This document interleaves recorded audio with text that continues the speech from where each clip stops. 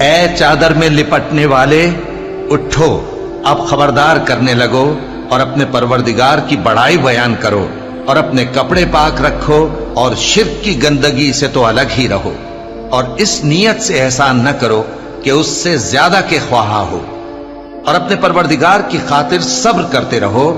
پھر جب سور پھونکا جائے گا تو وہ دن مشکل کا دن ہوگا، یعنی کافروں پر آسان نہ ہوگا۔ مجھے اس شخص سے سمجھ لینے دو جس کو میں نے اکیلا پیدا کیا، اور میں نے اس کو بہت سا مال دیا اور ہر وقت حاضر رہنے والے بیٹے دیے، اور اس کو ہر طرح کے سامان میں وسعت دی، پھر بھی لالچ رکھتا ہے کہ میں اسے اور زیادہ دوں۔ ایسا ہرگز نہیں ہوگا، یہ ہماری آیتوں کا بڑا مخالف رہا ہے۔ میں اسے ایک بڑی چڑھائی چڑھاؤں گا۔